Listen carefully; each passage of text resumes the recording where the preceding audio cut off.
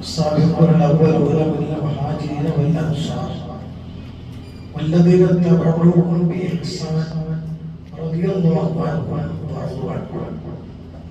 ഇസ്ലാമിൽ വല്ലാത്ത ഘട്ടം വന്നപ്പോൾ ആ ഘട്ടത്തിൽ വേണ്ടതെല്ലാം തിരിച്ച ജന്മനാട്, ജനിച്ച കുടുംബം, നിർമ്മിച്ച വീട്, വരുമാനം ലഭിക്കുന്ന കച്ചവടം, കൃഷി, തന്റെ കൂടെ പഠിച്ച ആളുകൾ, നാട്ടുകാർ എല്ലാം ഉപേക്ഷിച്ച് കൈയോടുകൂടെ അള്ളാഹുവിന്റെ മുന്നിലേക്ക് മാത്രം ലക്ഷ്യം വെച്ച് ജനിച്ച നാടുകളിൽ പഠിച്ച ആദർശമനുസരിച്ച് ജീവിക്കാൻ കഴിയാത്ത സാഹചര്യം വന്നപ്പോൾ എല്ലാം ഇട്ടറിട്ട് അള്ളാഹുവിന്റെ റസൂലിൽ മാത്രം വിചാരിച്ചു പോയത് അവരാണ് ഹാജിറുകൾ. അങ്ങനെയുള്ള ആദർശത്തിന്റെ പേരിൽ തങ്ങളുടെ നാട്ടിലേക്ക് വന്നപ്പോൾ തങ്ങളുടെ എല്ലാറ്റിലും ചേർന്ന് കുടുംബത്തിലും കച്ചവടത്തിലും കൃഷിയിലും ബിസിനസ്സിലും എല്ലാറ്റിലും കൂട്ടി രണ്ട് കൈകൾ കെട്ടി അന്യദേശക്കാരെ സ്വീകരിച്ച അൻസാർ. ആ രീതി തന്നെ നമ്മൾ കാണുമ്പോൾ നമ്മുടെ നാട്ടിൽ പള്ളിയിലൊക്കെ കുറച്ച് ആളുകളാണ് ബംഗാളികളായി നമ്മൾ പറയും. ബംഗാളികള് ആസാം, ഗുജറാത്ത്, ഒറീസ, യുപി പലരും ഉണ്ട്. പല ബംഗാളികളാണ് അത്ര ബംഗാളൊരു സ്റ്റേറ്റാണ്. അപ്പുറത്ത് വരുന്നവരെ രാമായിട്ട് ഈ കൊടുത്തിട്ടൊക്കെ കുറച്ച് മുമ്പേ പറഞ്ഞു കൊടുത്തിട്ടൊന്നും ദിവസം കൊടുത്ത ഒരു സ്വീകരിക്കും. ഒരു കൊടുത്തിട്ട് തന്നെ പല്ലിയുടെ പേസ്റ്റ് അതിനർത്ഥം അങ്ങനെ എണ്ണ പാമ്പുകളെല്ലാം അല്ലാത്ത കുറച്ചൊക്കെ സ്വീകരിച്ചു. ഇതേപോലെ അങ്ങനെ ബംഗാളിന്നോ ഒറീസൊക്കെ വന്ന ടീമിനെ നമ്മൾ കാണാൻ പാടുള്ള പക്ഷെ നമ്മൾ കാണേണ്ടത് എങ്ങനെയാണ് ആ ബംഗാളികളാണ് എന്ത് രീതിയിൽ അല്ലെങ്കിൽ തമിഴ്നാട്ടിൽ നിന്നിട്ട് പഠിക്കുന്ന നമ്മൾ കാണുന്നതാണ്. അന്യ നാട്ടിൽ നിന്ന് വരുന്ന ആളുകളെ സ്വാഭാവികമായും പ്രവാസികളായി വിദേശികളായി ഏറ്റവും കൂടുതലായ ടീമിലാണ് പള്ളി കമ്മിറ്റിയൊക്കെ അവിടെ വരെ അഭിപ്രായം പറയുമ്പോൾ പറ്റാത്ത അഭിപ്രായം ബന്ധുപടിയതല്ലേ അത് പോലീസിന്റെ പ്രശ്നമൊന്നുമല്ല. അപ്പൊ അങ്ങനത്തെ ഒരു പൊതുവിൽ നാട്ടിലുണ്ടാകുന്ന ഒരു ആറ്റിറ്റ്യൂഡാണ്. അങ്ങനെ മൊത്തത്തിൽ അങ്ങനെ കാഴ്ചപ്പാടുകളാണ്.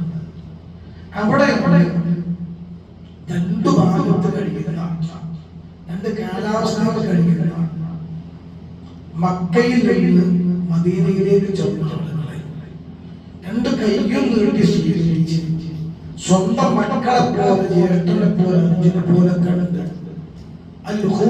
ഇസ്ലാം ഈമാനികളുടെ ബന്ധം ഊട്ടിപ്പിച്ചു. ഈ രണ്ട് വിഭാഗത്തെയും ഊട്ടി ഒരുക്കിയിട്ട് ഖുർആൻ പറഞ്ഞു,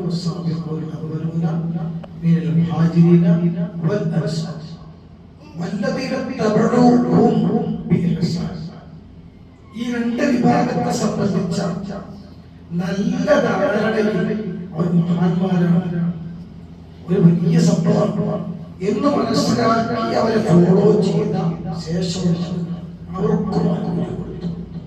ആ അനുകൂലം എങ്ങനെ അള്ളാഹു അവരെ പരിപൂർണ്ണമായി തൃപ്തിപ്പെട്ടിട്ടുണ്ട്. അള്ളാഹ് സത്യത്തിൽ നമ്മളെ തിരുപ്പതി പൊരുത്തത്തിന്റെ ആവശ്യമില്ല. പക്ഷെ ഒരു സ്ഥലത്ത് സ്നേഹം പൂർണ്ണമായിട്ട് വരുന്നത് അങ്ങോട്ടും ഇങ്ങോട്ടും തമ്മിലുള്ള സഹകരണം. ഈ ഒരു വിശാലത്തിൽ അങ്ങോട്ടും തൃപ്തിപ്പെട്ടിട്ടുണ്ട്. ആ മഹാജനങ്ങളുടെയും അൻസാരികളുടെയും യുദ്ധത്തിൽ നിന്ന് ഏറ്റവും തോപ്പാണ് അവർക്ക് ഇഷ്ടപ്പെട്ടതെന്താണ്? ഒരു അനിവാര്യ ഘട്ടത്തിൽ അല്ലാഹുവിന്റെ ദീനിനു വേണ്ടി അർപ്പിച്ച അതുകൊണ്ടാണ് പലപ്പോഴും ഓതി കഴിഞ്ഞിട്ടുണ്ട്. കളികൾ ഓതാറുണ്ട്.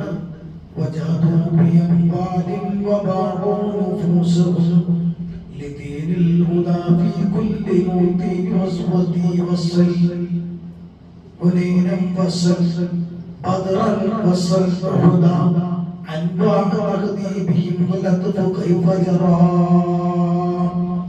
ബദറിന്റെ മണത്തരികളോട് ചോദിച്ചാൽ അവർ പറഞ്ഞു ഇവർക്ക് സഹിച്ച ത്യാഗത്തിന്റെ വിഷമത്തിന്റെ കഥകൾ പറയാൻ നല്ല സുഖമാണ്. പക്ഷെ പ്രാവർത്തികമാക്കുമ്പോഴാണ് അവരുടെ വിഷമം തീർക്കാറുണ്ട്. അതെല്ലാം അള്ളാഹുവിനോട് കൊടുത്തു ആരും സഹായിക്കാനില്ലാത്ത ആ ഒരു കൂട്ടത്തിൽ എല്ലാം നൽകിക്കൊണ്ട് ഇസ്ലാമിന് വേണ്ടി ആത്മാർത്ഥതയോടെ മുന്നോട്ട് ഇറങ്ങിയ അവരില്ലായിരുന്നുവെങ്കിൽ ഇന്ന് നമ്മളില്ല, ഇസ്ലാമില്ല, മക്കപ്പത്തിലില്ല, ഒന്നും നമ്മൾ മക്കയില്ല. അപ്പൊ എല്ലാത്തിന്റെയും ഇന്ന് കാണുന്ന ഇസ്ലാമികമായ യശസ്സിന്റെയും ഇസ്സത്തിന്റെയും അടിസ്ഥാന ബിന്ദു നാനായ പേര് അതാണ് സത്യത്തിൽ ഒരു ചെറിയ സംഭവം. അതുകൊണ്ടാണ് സത്യത്തിൽ ഉപരിശുദ്ധാത്മാൻ പ്രത്യേകത എല്ലാം നമ്മൾ ആചരിക്കേണ്ടത് ആഘോഷിക്കുന്നത്. പക്ഷെ ആ കൂട്ടത്തിൽ തുല്യതയില്ലാത്ത അതുകൊണ്ടാണ് ആ ബദർശോധാക്കൾ അനുസ്മരിക്കുന്നത്. ധാരാളം വായുകളുണ്ട്. അല്ലാഹു സുബ്ഹാനഹു വ തആല അവർ ബർക്കത്ത് കൊണ്ട് നമ്മൾ നന്നാക്കി തരട്ടെ. ഉള്ളും കൊണ്ട് അല്ലാഹു നന്നാക്കി തരട്ടെ. അല്ലാഹു ജല്ല ജലാലുഹു ബദരീ ബർക്കത്ത് കൊണ്ട് നമ്മുടെ ഈ നേർച്ച കബൂലാക്കി അതിനാവശ്യമായ അരിയും മാംസവും മസാലയും നൽകിയവർ അത് പിരിച്ചവരും കൊടുത്തവരും പാകം ചെയ്യുന്നവർ